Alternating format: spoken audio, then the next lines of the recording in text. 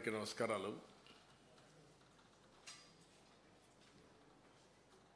ఏదైతే ముఖ్యమంత్రిగా ప్రమాణ స్వీకారం చేసిన తర్వాత అనేక కార్యక్రమాలకు శ్రీకారం చుట్టి రాష్ట్రంలో 5 సంవత్సరాలు జరిగిన విధ్వంసం కానీ, ఇంకొక పక్కన ఏ విధంగా రాష్ట్రం నష్టపోయింది అనే విషయాలు కూడా కూలంకుషంగా చర్చ జరగాల్సిన అవసరం ఉంది. ప్రజలైతే ఏకపక్షంగా ఎన్నికలు నడిపించారు. తెలుగుదేశం పార్టీ పెట్టిన తర్వాత ఇది ఒక హిస్టారికల్ ఎలక్షన్. ఆల్ ఇండియా లెవెల్లో కూడా ఇటీవల సీట్లు గెలవచ్చేమో కానీ ఇంత పెద్ద విక్టరీ ఎక్కడా రాలేదు. ప్రజల్లో ఈ మార్పుకు కారణం ఏంటని అన్వేషిస్తే ఒక పక్క జరిగిన నష్టాన్ని గుర్తించారు, ఇంకొక పక్క ఇన్ని రోజులు ఏ విధంగా అణగదొక్కారో అవన్నీ కూడా భరించి ఒక ఫ్రస్ట్రేషన్లో ముందుకు వచ్చే పరిస్థితికి వచ్చారు. ఈరోజు మీరు ఇక్కడ ఉన్నారు మీడియా, మనం 4th ఎస్టేట్ అని పిలుస్తాం. మొన్నటి వరకు అందరూ మిమ్మల్ని చూసి భయపడ్డారు, కానీ మొట్టమొదటిసారిగా మీరు కూడా భయపడే పరిపాలన సాగింది. కనీసం ఫ్రీగా చెప్పుకోలేని పరిస్థితికి వచ్చేసారు మీరు. ఇంకా రాజకీయ పార్టీలు అయితే లెక్కలేనితనం వచ్చింది. ఇంకా అసెంబ్లీ నామమాత్రం అయిపోయింది. ఈవెన్ కోర్టుల్లో కూడా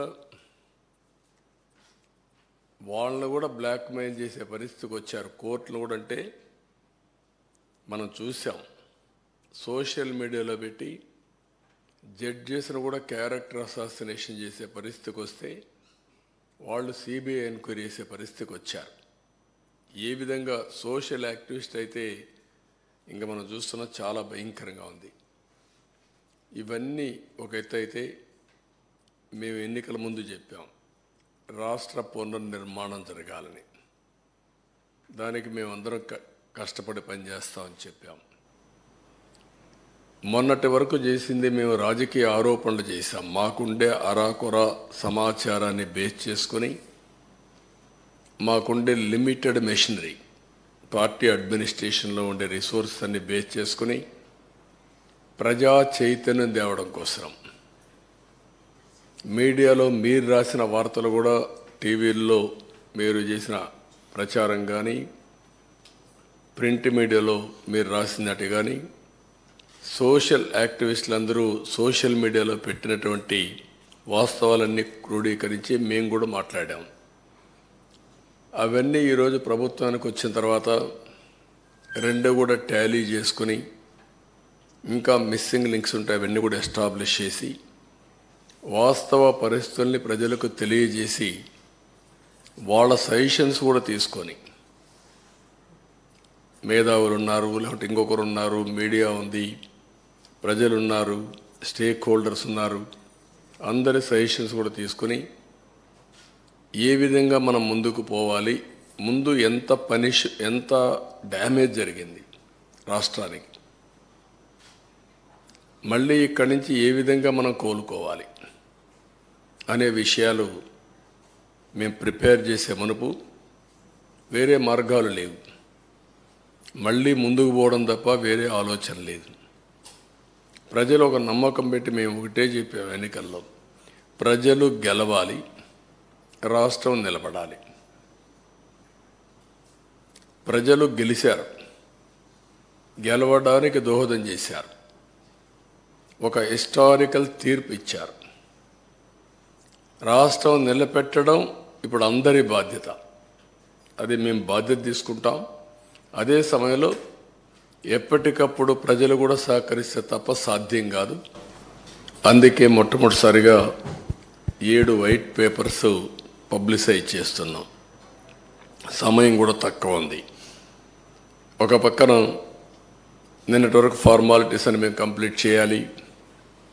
అది అయిన తర్వాత కేంద్రంలో బడ్జెట్ పెడుతున్నారు, ఇక్కడ బడ్జెట్ పెట్టాలి. కేంద్రంలో బడ్జెట్ పెట్టే ముందు మన సమస్యలన్నీ వాళ్ళ దృష్టికి తీసుకొచ్చి ఎంతవరకు వీలైతే అంతవరకు మనం ఫండ్స్ తెచ్చుకోవడం కానీ అదే మరి ప్రాజెక్టులు తీసుకోవడం కానీ ఇవన్నీ జరగాల్సిన అవసరం ఉంది.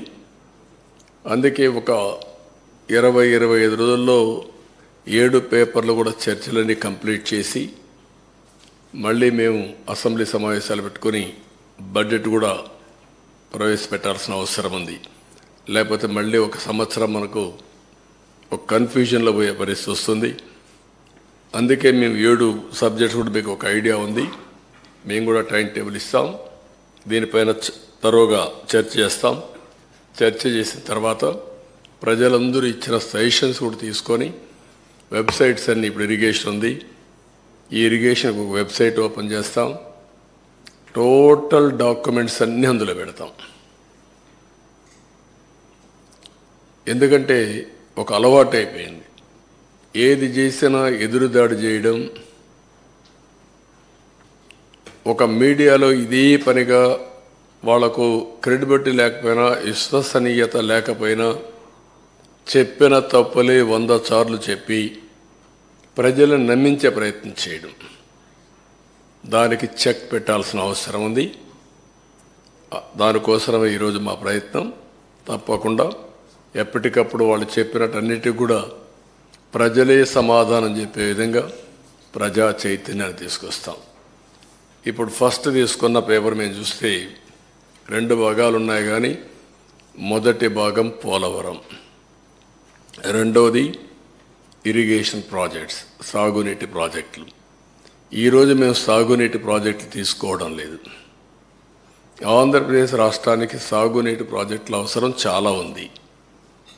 ఆ రోజు తెలుగుదేశం పార్టీ టైంలో 64,000 కోట్ల రూపాయలు, 67,000 కోట్ల రూపాయలు 5 సంవత్సరాల్లో ఇరిగేషన్ పైన ఖర్చు పెట్టాం. ఇప్పుడైతే మెయింటెనెన్స్ కూడా ఇవ్వలేని పరిస్థితి వచ్చింది. అవన్నీ నేను కూడా ఒక వారం తిరిగాను. రాష్ట్రంలో ప్రజా చైతన్యం తీసుకొచ్చాను. ఆ విషయాలు మళ్ళీ నేను మాట్లాడతాను. ఈరోజు ప్రధానంగా పోలవరం ప్రాజెక్టు గురించి మనం టేకప్ చేస్తున్నాం. ఇప్పుడు మీరు ఒకసారి చూస్తే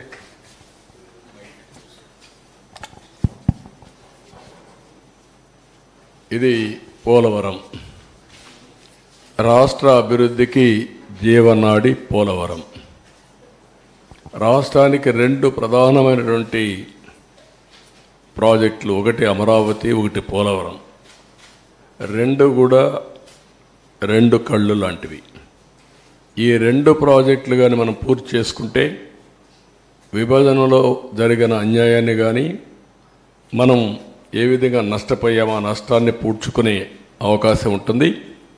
పోలవరం ప్రాజెక్టు కూడా విభజన చట్టంలో నేషనల్ ప్రాజెక్ట్ చేసి కేంద్రం నిధులు ఇవ్వడానికి ముందుకు వచ్చినటువంటి ప్రాజెక్ట్ ఇది. నదుల అనుసంధానానికి గుండె పోలవరం. ఇటువంటి పోలవరానికి జగన్ ఒక శాపంగా మారాడు. ఏ విధంగా శాపంగా మారాడు? ఏ విధంగా ఒక క్షమించరాని నేరం, జాతికి జరిగిన విద్రోహం. దీన్ని ఎవరైనా సరే రాజకీయాలకు అతీతంగా, కులాలకు అతీతంగా, మతాలకు అతీతంగా, ప్రాంతాలకు అతీతంగా నిర్మోహమాటంగా ఖండించాల్సిన అవసరం ఉంది. నిలదీయవలసిన అవసరం ఉంది. రాష్ట్రాన్ని నాశనం చేసే హక్కు ఎవరికీ లేదు. చేత కాకపోతే ఇంట్లో ఉండొచ్చు, కానీ ఒక మభ్య పెట్టి పదవి పొంది తద్వారా మోసం చేయడం చాలా దారుణం. ఆ విషయం నేను మీ ద్వారా ప్రజల దృష్టి తీసుకొస్తున్నాను. నెక్స్ట్, ఆంధ్రప్రదేశ్ వ్యవసాయ రాష్ట్రం. దక్షిణ భారతదేశంలో నీళ్లుండే ఏకైక నది గోదావరి. మనం లోయర్ రైపేరియన్ కింది రాష్ట్రంలో ఉన్నాం. మన దగ్గర నుంచి నీళ్ళన్నీ సముద్రానికి వెళ్తాయి. దగ్గర ఆవరేజ్న 3,000 టీఎంసీ నీళ్లు తలసరి ప్రతి ఒక్క సంవత్సరం సముద్రంలోకి వెళ్ళే పరిస్థితి ఉంది. ఈ నీళ్ళన్నీ కానీ ఉపయోగించుకుంటే రాష్ట్రాన్ని కరువు రహిత రాష్ట్రంగా, డ్రౌట్ ప్రూఫ్ స్టేట్గా చేసేందుకు అవకాశం ఉంది. డెల్టా స్థిరీకరణతో పాటు ఉత్తరాంధ్ర, రాయలసీమ తాగునీరు, సాగునీరు దించే బహుళార్థ సాధక జాతీయ ప్రాజెక్టు. అదే మరిగా ఈ వరదలు ఇవన్నీ వచ్చినప్పుడు కానీ మామూలుగా కానీ జల విద్యుత్ హైడల్ అనేది చాలా ముఖ్యం. ఇప్పుడు సోలార్ విండ్ వచ్చింది. సోలార్ డే టైం వస్తుంది, విండ్ నైట్ ఈవినింగ్ టైం వస్తుంది. మిగిలిన గ్యాప్ ఏదైతే మనకు కొన్నిసార్లు కరెంటు కొరత ఉంటుంది, పీక్ లోడ్ ఫ్యాక్టర్, అప్పుడు ఈ హైడల్ ఉంటే ఎప్పుడైనా ఆన్ చేసుకోవచ్చు, ఎప్పుడైనా ఆఫ్ చేసుకోవచ్చు. ఆ విధంగా కూడా హైబ్రిడ్ మోడల్ తేవడానికి ఐడల్ పవర్ చాలా ఉపయోగపడుతుంది. అలాంటి ప్రాజెక్ట్ ఇది. దీన్ని మనం చూస్తే 2014లో రాష్ట్ర విభజన జరిగింది, కానీ చాలా నష్టపోయామని అందరికీ ఆవేదన ఉంది. కానీ ఆ నష్టం కంటే 1924లో జరిగిన జగన్ విధ్వంసం రాష్ట్రానికి శాపంగా మారింది. దానికంటే ఎక్కువ నష్టం జరిగింది. ఇది రాష్ట్రంలో ఉండే ప్రజానీకం అంతా కూడా చర్చ చేయాల్సిన అవసరం ఉంది. నెక్స్ట్, ఈ ప్రాజెక్ట్ ప్రొఫైల్ ఒకసారి మనం చూస్తే 194 టీఎంసీ నీళ్లు నిలవబెట్టే పరిస్థితి ఉంది. 322 టీఎంసీ నీళ్లు సద్వినియోగం, అంటే ఇప్పుడుండే కెనాల్స్ అన్నీ ఉపయోగించుకుంటే. ఇంకా మనం కానీ కరెక్ట్గా కానీ ఆ కెనాల్స్ అవన్నీ చేస్తే సముద్రంలోకి పోయే నీళ్లు డైవర్ట్ చేయగలిగితే ఒక 500 లేకపోతే ఒక 700 టీఎంసీ నీళ్లు కానీ డైవర్ట్ చేసుకుంటే రాష్ట్రంలో అన్ని ప్రాంతాల్లో అక్కడుండే నీరు ఇది కలుపుకుంటే కరువు అనే మాట ఉండదు. ఇది చాలా ముఖ్యమైన విషయం. ఇప్పుడు ఈ ప్రాజెక్టులో ఉండేది 7,20,000 ఎకరాలకు సాగునీరు అందించడం, 23,50,000 ఎకరాలు ఆయకట్టు స్థిరీకరణ చేయడం, 28,50,000 మందికి త్రాగునీరు ఇవ్వడం, 960 మెగావాట్ల విద్యుత్ ఉత్పత్తి, వాటర్ టూరిజానికి చాలా ఇది ఉంది, అవకాశం ఉంది. పరిశ్రమలు కూడా ఫుల్గా నీళ్ళు ఇచ్చే పరిస్థితి వస్తుంది. నెక్స్ట్, ఇది ఒక చిరకాల వాంఛ. ఏదైతే 1941 నుంచి ప్రజల కళ ఇది.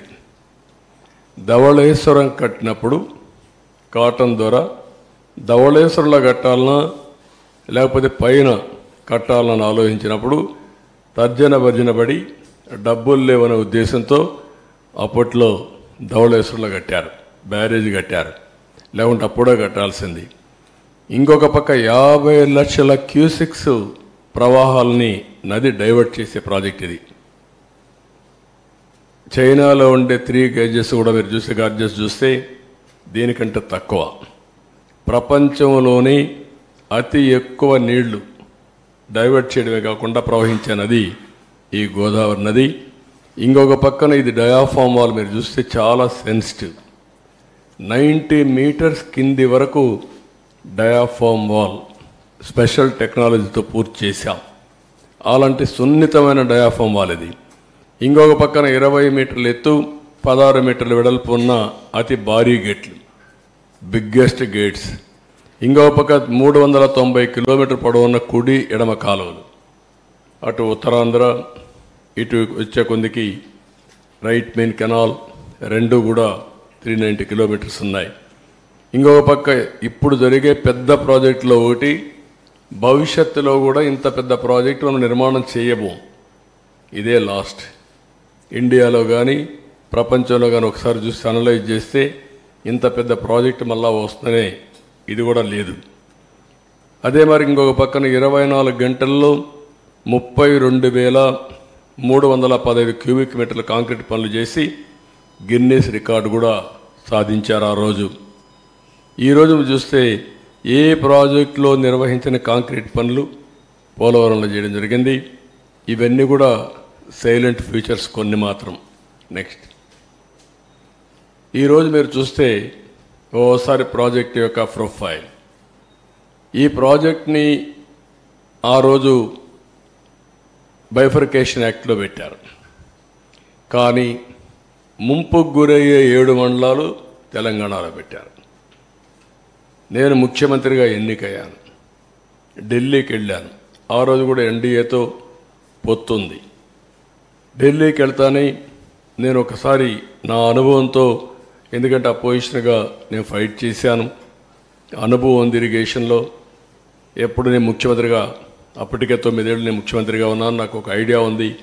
మొత్తం స్టడీ చేశాను. స్టడీ చేస్తే ఆ 7 మండలాలు కానీ ముంపుకు గురయ్యే మండలాలు ఇక్కడ ఇవ్వకపోతే, వాళ్ళు అడ్డం పెడితే ఇంకా చరిత్ర ప్రాజెక్ట్ అంతా ఎప్పటికీ పూర్తి కాదు.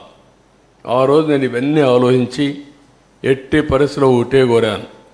ఆ రోజు ఎన్డీఏ ప్రభుత్వం నరేంద్ర మోడీ గారు లీడర్ ఆఫ్ ది హౌస్ అయ్యారు, కానీ ప్రమాణ స్వీకారం చేయక మునుపు మీరు కానీ ఈ 7 మండలాలు మాకు ఇవ్వకపోతే నేను ప్రమాణ స్వీకారం చేసినప్పుడు వేస్ట్ అవుతుంది. అవసరమైతే సాధించే వరకు నేను ప్రమాణ స్వీకారం చేయను. ఒకవేళ కాన్స్టిట్యూషన్ డెడ్ లాక్ వచ్చినా పర్వాలేదు, ఇది చాలా క్లియర్గా నేను మీకు చెప్పాలి కాబట్టి చెప్తున్నాను చెప్పి చాలా స్పష్టంగా చెప్పాను. అప్పుడు వెంకయ్య నాయుడు, రాజ్నాథ్ సింగ్, ప్రధానమంత్రి మోడీ గారితో మాట్లాడి ఫస్ట్ టైం ఆర్డినెన్స్ ఇష్యూ చేసి ప్రెసిడెంట్ ఆఫ్ ఇండియాను మెప్పించారు ప్రణబ్ ముఖర్జీని.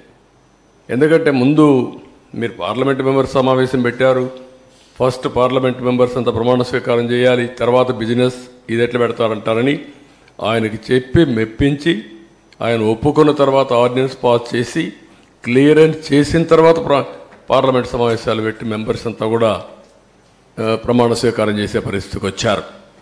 ఇంకొక పక్కన డిజైన్లు అన్నిటి క్లియరెన్స్ వచ్చాయి. 5 ఏళ్లలో 72% పనులు పూర్తి చేశాం. 11,762 కోట్ల రూపాయలు ఖర్చు పెట్టాం. డిపిఆర్ 2 55,545 కోట్లకు సాంకేతిక కమిటీ ఆమోదం తెప్పించాం. 31 సార్లు క్షేత్రస్థాయి పర్యటన చేశాను ప్రాజెక్టుకి. 104 సార్లు వర్చువల్ రివ్యూలు చేశాను. ఎందుకు అంత శ్రద్ధ పెట్టామంటే ఈ ప్రాజెక్టు పూర్తి చేసుకుంటే రాష్ట్రంలో వ్యవసాయ రంగానికి పెద్ద ఊత వస్తుంది, చాలా ఉపయోగపడుతున్న ఉద్దేశంతో మొత్తం చేశాం. ఇంకొక పక్కన అప్పటి వరకు ఉన్నటువంటి అన్ని పెండింగ్ అంతా కూడా క్లియర్ చేశాం. రైట్ మెయిన్ కెనాల్ కొంతమంది రైతులు కోర్టుకు వెళ్ళి అడ్డం పెట్టి కూర్చున్నారు. వాళ్ళు ఒకటే అనుకున్నారు, ఇంక ఎప్పుడైనా పర్వాలేదు మేము మాత్రం ఇవ్వని మొండికేసే పరిస్థితికి వచ్చారు. ప్రాజెక్టులో ఏదైతే మెయిన్ డ్యామ్ వస్తుందో ఆ ప్రాంతంలో కోర్టుకు వెళ్ళి వాళ్ళు కూడా మేము వెకేట్ చేయమన్నారు.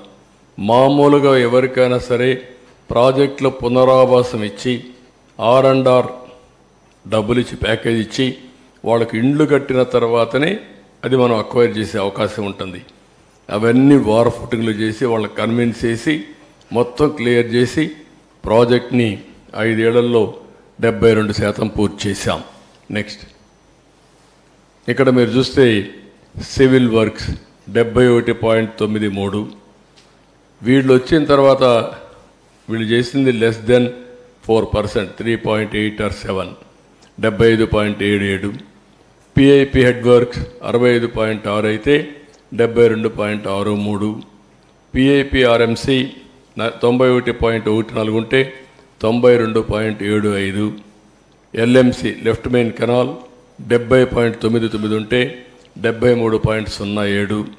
ల్యాండ్ అక్విజిషన్ అండ్ R&R 18.66 ఉంటే 22.55.